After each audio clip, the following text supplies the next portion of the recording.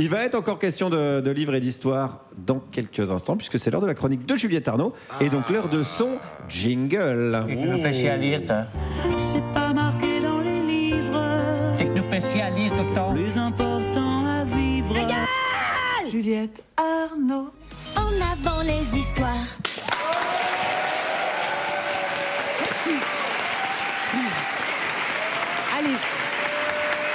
Allez, venez. Allez. En 1956, en France, il y a eu une petite fille de 8 ans appelée Minou Drouet qui a publié un recueil de poésie qui s'appelait « Arbre, mon ami ».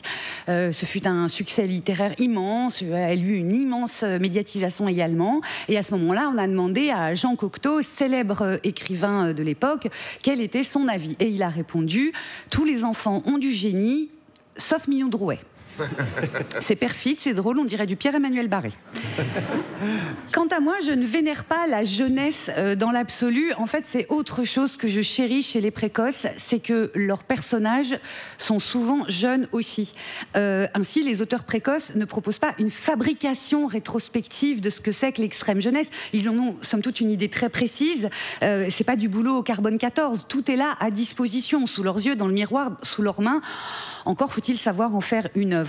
Françoise Sagan a 17 ans quand elle écrit son premier roman, Bourgeon Tristesse, en 1956. Alors c'est écrit au jeu, à la première personne du singulier, mais c'est pas Françoise, la narratrice. La narratrice s'appelle Cécile. Et dès la première page, Cécile nous attire dans ce qui sera l'intrigue par le biais d'un maniement des temps super futé. Elle écrit dans la première page: aujourd'hui, quelque chose se replie sur moi comme une soie, énervante et douce, et me sépare des autres. Aujourd'hui, temps présent. Phrase d'après: cet été-là, j'avais 17 ans et j'étais parfaitement heureuse. Aïe, qu'est-ce qui s'est passé entre le présent et l'imparfait? En fait, Cécile était parfaitement heureuse, tu m'étonnes. Elle avait raté son bac, certes, pourtant elle était en vacances dans le sud, dans une villa au bord de la mer, avec son père. Soleil et fiesta, son père l'appelle mon vieux complice, il fréquente des gens assoiffés et bruyants auxquels son père ne demande qu'une chose, c'est d'être beau ou drôle.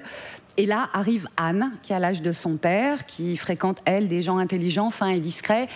Et le père est amoureux d'Anne. Et pour Anne, il va laisser tomber ses conquêtes. Alors Cécile, elle l'admire, Anne, mais elle aime moins que Anne lui recommande de lire Bergson, Rapport au bac, ou lui assène « Vous avez des idées à la mode, mais sans valeur ». Ou mettre un terme à ses activités sexuelles avec un étudiant. Et à l'époque, c'était ça, le scandale. Que Cécile, 17 ans, ait une vie sexuelle qui est... sans être amoureuse. Pardon, mais comment? Et ne tombe pas enceinte. Bon, allez, ça va au bûcher. Le vrai scandale, me semble-t-il, de Bonjour Tristesse, c'est la question suivante. Cécile a-t-elle commis un homicide involontaire? Je réponds pas, vous avez qu'à le lire. Tout paraît beaucoup plus frontal avec le titre du premier film de Xavier Dolan en 2009, puisque le titre c'est « J'ai tué ma mère ».